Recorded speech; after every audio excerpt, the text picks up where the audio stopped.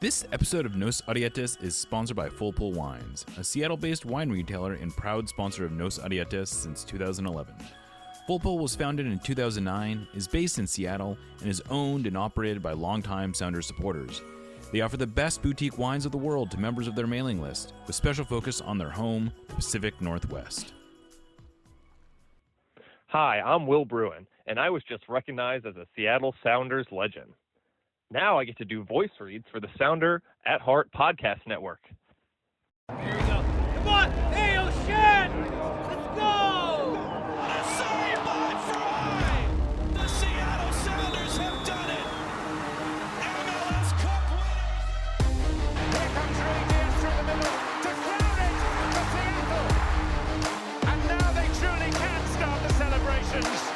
It's the Sounders MLS Cup. Nicoladero leaves absolutely no doubt! The Sounders rule the region! Seattle Sounders is campeón! It's gone! They've scored! Finally! This feels fucking awesome. This is a tiny dog.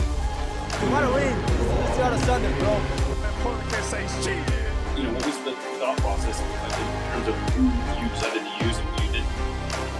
Ever since Sounder Hart wrote a commentary that we didn't take Open Cup seriously.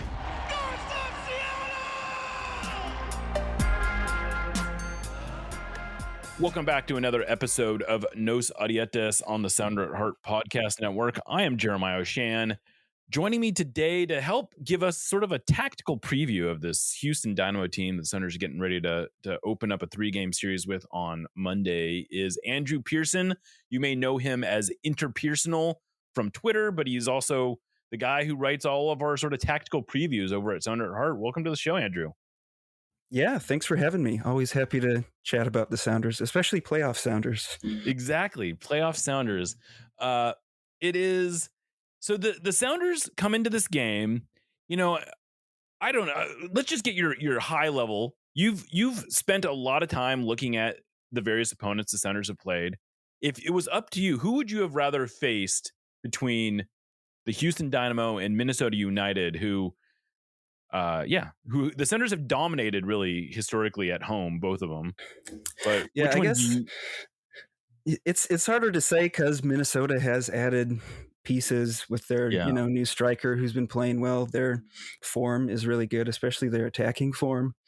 My initial instinct was to say Minnesota, but the Sounders have been almost as good against Houston at home as well. Yeah. So it's pretty much a toss-up. I think they suit up well against both of those teams. Really, it's just about avoiding the LAFCs and the Portlands that sit back more. And Houston's not going to do that, right? I think only twice this year they've held less than 50% possession. So they're always going to want the ball, and that's going to mean, the Sounders are going to have opportunities to counter. Yeah. It's funny.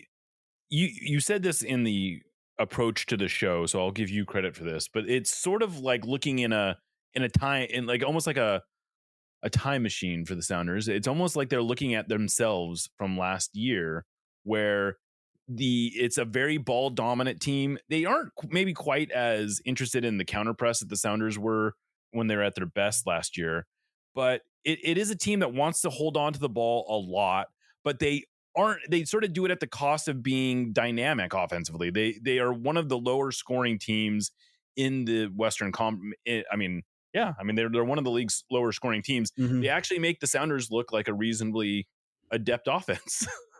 Right. Yeah, it's very methodical, which, from watching the Sounders last year, sometimes it gets kind of frustrating when they try to be so slow and methodical. And I think that's the same thing really with Houston, is they have to rely on a moment of brilliance from someone, or a good cross or a set piece. And, that doesn't always work out, especially when you're trying to break down a team like Seattle, who's just so good this season and last year in the back. It's just hard to break down teams like that. Yeah, they, even though they are not necessarily the most dynamic team, they aren't getting out and running up and down the field. They do have the ability to link up a lot of good passing, and that passing can be its own, not dynamic in the way that we think of verticality, but dynamic in the way that they're able to move the ball around and sort of beat teams with the ball. What do you make of that? And how dangerous do you think this team is for a defense like the Sounders? Yeah, I think Houston's strength is their spine. They've got two great center backs. They can both pass pretty well. Hector Herrera is well known to just about anyone about how skillful he is on the ball. Bossi is a pretty good central attacking option. Artur has just a ton of passes, a ton of key passes for them. So really it's about how they can work the ball up the field through Coco Carrasquilla. And then, the question for them for a long time was been about who's going to score, right? Who's going to be that finisher? And, maybe they're kind of answering that question now. And if they can get some kind of offensive contribution from their wings and their wing backs, then it'll be all right. But I think mainly it's a question of, that midfield battle. How is Christian Roldan going to do against that midfield without Obed Vargas? Is JP going to step in and be ready to go against that midfield? So for your lots of talent though. Yeah, definitely lots of talent. But you mentioned that the Sounders are going to be missing Obed Vargas in this game. He obviously got that red card against the Timbers. He has to sit out this game, and it comes at an interesting time for the Sounders because on one hand, it's easy enough to just say, "Oh, João Paulo will come in," or you could even say, "Oh, Josh Atencio should come in." But neither one of them have been playing much recently. Josh Atencio is actually coming off of out of concussion protocol right now. It looks like he got back into training on Thursday.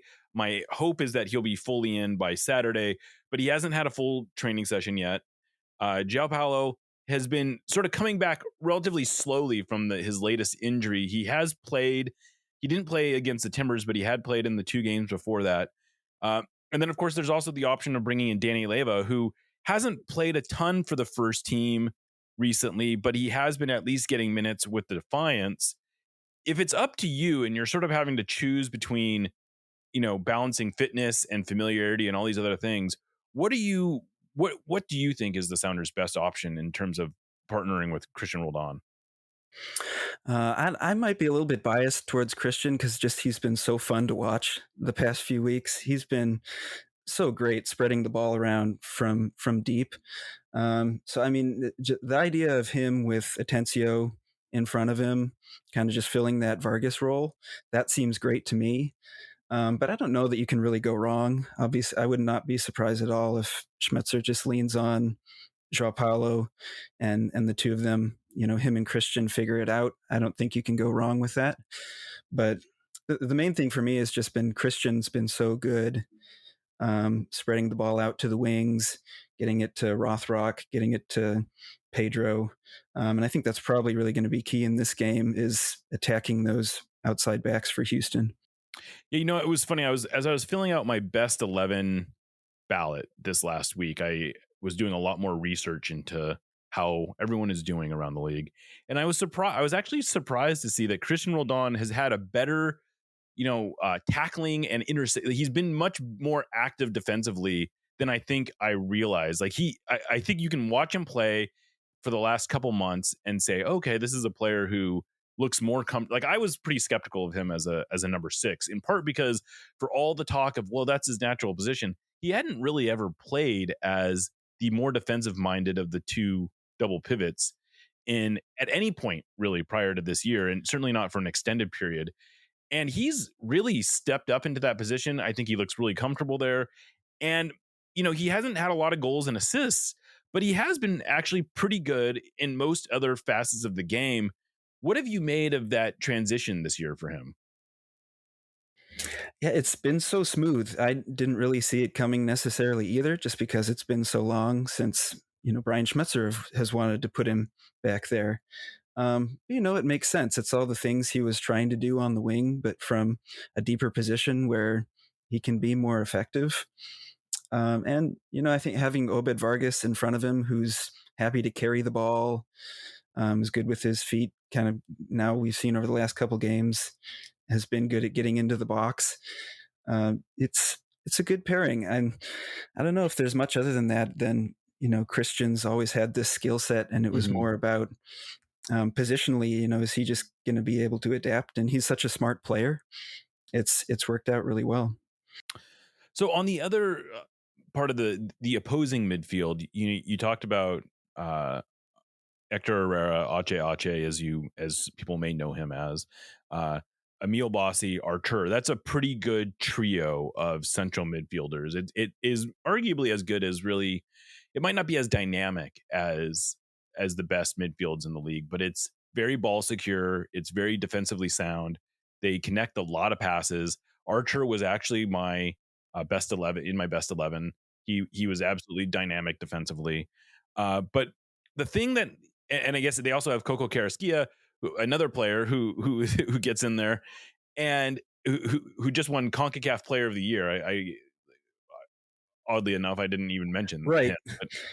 Yeah, it's not even that. He's had, for you look at his stats for Houston, they definitely don't pop off the page this year. But if you watch him, you can see how much talent he has, how clever he is on the ball. But yeah, it's that kind of central area of talent. And then they add Ponce into that striker position, who's been, right. He doesn't do a lot off of the ball, but he does the thing that they needed the most, which he scores at an okay rate.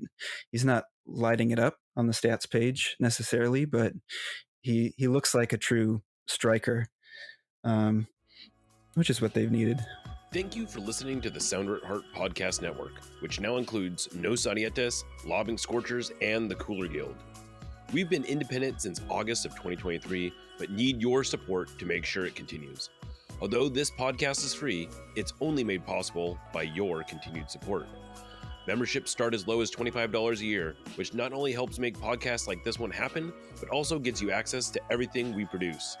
If you're able to support us at higher levels, starting at $75 a year, you gain access to a host of other perks, most notably entry into our members-only Discord, where the smartest, funniest, and most engaged commenters share their thoughts and ideas. To find out more, just visit sounderatheart.com and click the subscribe button in the top right corner. Thanks for listening. Yeah, so between him, Ponce, and Hector Herrera, these are two players who the Sounders I don't think have faced at all this year. For sure, they didn't play in the game the Sounders won 1-0. How big of a so the Sounders went 1-1 or 1-0-1 against the Dynamo this year. I was listening to a podcast today where they said they only scored one goal. The teams combined for one goal in the two games. That's not true. They had 5 goals in the 2 games. The first game was actually pretty wide open, but the second game was very tight.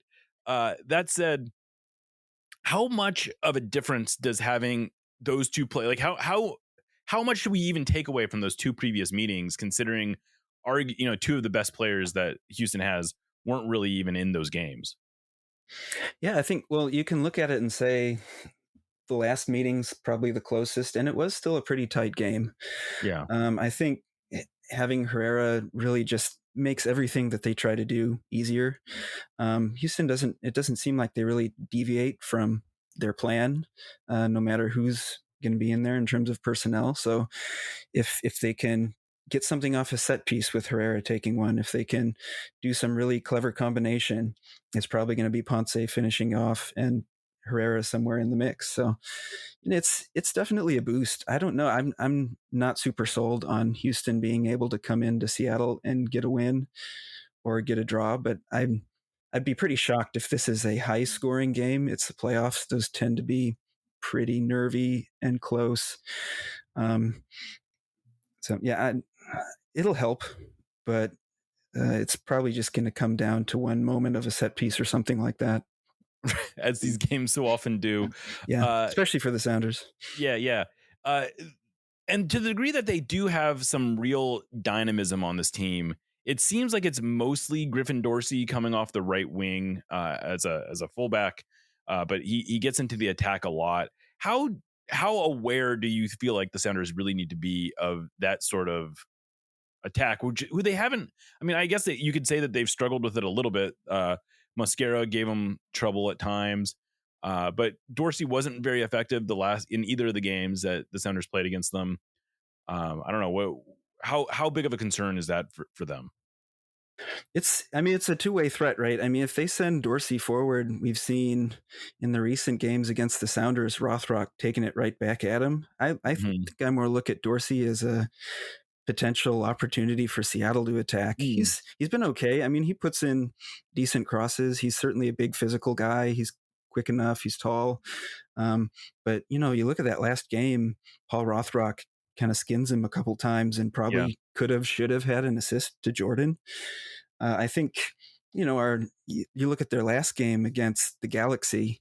Of course, our wingers aren't exactly Paintzel and Gabriel Peck, but those guys were having a field day, kind of playing direct down those sidelines against their fullbacks. So I really think if we're going to kind of pick one player, hopefully if Paul Rothrock is good to go, I like that matchup a lot against Dorsey, and Pedro de la Vega keeps getting better game after game after game these last few weeks. And he probably should have had an assist last match. He's due for very a close breakout. to having a goal as well, obviously. Right. I guess that's a good place to maybe close this out on. What have been your impressions of Pedro de la Vega? I think the general sense among fans is that he's been hugely disappointing. And it's funny because every time he comes out, I get a bunch of comments from people saying like, "Oh, finally he's out," or something like that. Or he looked like he was really struggling today. And the last 3 games, each one of them, I said, "I don't know. I thought this was his best game," and that was really like he still doesn't have that moment where you go, this is the player that the Sounders were hoping to get. But I think against Portland, he showed a lot more of those moments. I mean, the run that he had right before Vargas's red card, I mean, that was absolutely electric, and it was a great save that kept him from scoring there. Yeah, it's been a slow burn for him. I think when he got back from injury, he was looking like he was trying to do it all at once and kind of make up for lost time, be the hero in front of the fans. And as he's worked into the team, I think he's found if he plays his role, which is, beat guys on the dribble, look more to pass instead of trying to dribble it into the net, gets used to his teammates and probably just settles in mentally where he doesn't feel like he has to do everything. He's gotten better and better. And you can see in the last game, he's looking for Jordan Morris now. Other players on the Sounders are anticipating the passes he's making a bit better. So I think the big thing for him is just kind of stick within yourself. Don't try to shoot from 35 yards. Don't try to dribble 5 guys. Like stick to what he's good at, kind of up till you get to the box and put in balls for Morris, for, Rothrock, whoever. And I think then he's going to get his goal, and fans will get excited about it once he finally starts contributing on the stat sheet. Then people will recognize. If you were to sort of gauge your bullishness on his potential, where are you? Like, is this a player who has potential to really be an elite player, or are you still a little skeptical that he's ever going to really live up to the designated player tag that he carries? I think I'm cautiously optimistic, cautiously skeptical, which I guess that's kind of my default place to be anyway. But still, I'm maybe a little bit about the same as what I was at the start of the season. He's showing those things now, those attributes from Lanús that the Sounders saw, which how good he is on the ball, how unpredictable he can be for opposing defenses. But it's always been, and as far as I know with him, can he figure out that final third? Can he make that last pass? Can he be goal dangerous is probably the biggest one. And that's going to be the step he has to take if he's going to be a DP contributor, is can he start scoring goals like we've seen with other Argentine players coming into MLS? But the first step, right, is can he get assists? Can he combine well with his teammates? I think that's something we could definitely see in these playoffs, where he's a real boost off that right wing. And then the Sounders have enough in the attacking phase if he can just contribute that much. Maybe next year he can start scoring goals and figure out that last 2 steps, the last 2 seconds, then, the sky's the limit for the guy. Well, I lied. I did have one more thing I wanted to ask you about. You've done some good pieces for us. You've also had some good commentary elsewhere on the state of the Sounders spend right now. The latest MLS salary data just came out. I wrote about how the Sounders are down to 15th in terms of roster guaranteed compensation in the leagues. That's like right in the middle. If you add in transfer spending over the last year, they drop all the way down to 21st. And, we have discussed this at length, both on the Discord and elsewhere. And you seem to, I think, appropriately have I think you've sort of turned me around on this idea a little bit, because one of the things that you sort of banged the drum about is that it's not necessarily just raw. Like it's we oftentimes talk about how spending does not guarantee results, especially in MLS. But we are starting to see a little bit more correlation, at least at the top and bottom of the league, in terms of the high spending teams. You have to be spending at a certain level to be one of the top teams. And if you drop far enough, you're almost relegated to being one of the bottom teams. The bottom, almost none of the bottom spending teams are in the playoffs this year. Most of the top spending teams, or most, at least the high up in the standings teams, are mostly higher spending teams. And I guess the question I have for you is, what do you want to see the Sounders do this offseason? And what do you think it's going to take to sort of, because I think we both sort of believe that it's not just about the results on the field. There's something to be said about injecting some excitement into the team, injecting some excitement into the fan base, and that it's no longer good enough to be okay in the regular season, or for a lot of the regular season, and then turn it on at the end, because you've just wasted so much potential, entertainment dollars, essentially. Yeah, I mean, when you're talking about boosting attendance, the games that we're talking about usually are those regular season games. You have to give fans a reason to want to come to a match in April or May. And, a lot of that, I think, depends on, can they bring in someone who's really exciting? And, it's been a long time since the Sounders have had a pure attacking player up for MVP. João Paulo was, of course, up for it in a different role.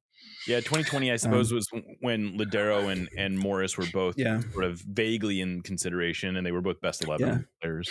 Yeah, and of course, 2020, not much attendance at all, unfortunately. But a very good point. A good point. Yeah. So, it's been a while since fans have been in the stadium to watch a really dynamic attacking Sounders team.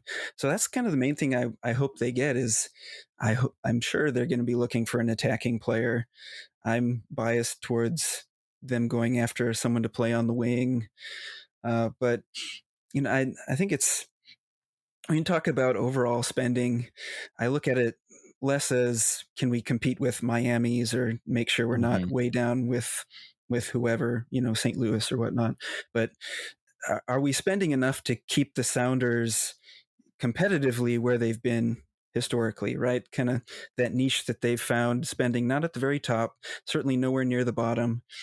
But like in enough, the upper third or so of the league. Right, yeah, that's been a good sweet spot for them. And the thing that I think they've been missing for a while now is being more aggressive with their moves, just to bring in some excitement, right? Certainly since Nico and Raul, the last time a big DP has really hit, right? Pedro, it's unfortunate. He's been injured. He was kind of a different case anyway as a young player coming in. But can you get a guy like a Buanga, someone like that who's must-see viewing basically every game? I mean, the guy is kind of insane how healthy and fit he is. But if you show up to a game like that and you're an LAFC fan, there's a good chance you're going to see something pretty incredible with the attacking players they have. So I hope they go out this offseason and they get someone like that. Yeah. Well, Andrew, I really appreciate you coming on. I'm going to try to do this a little bit more and sort of highlighting some of the really talented writers that we have over at Sounder at Heart, especially when I feel like they have something in particular to add to the conversation. So, Andrew, I hope everyone that listens to this also reads your excellent scouting reports. I guess you'll have one coming up for the Dynamo game. Yep. Yeah, you're too kind, by the way. But I'm very glad people enjoy reading them. I like making them. I like making GIFs. I like explaining things visually. That's kind of the most fun part of writing them for me. Not the writing part. Usually it's the GIF making part. But yeah, I mean, people that's the fun of it. love images. Yeah, they explain so well. So especially in soccer. They do. They really do. Well, thank you so much for doing this, Andrew. We'll sign off with that. I am Jeremiah O'Shan. This is Nos Adietes, and I'll catch you next time.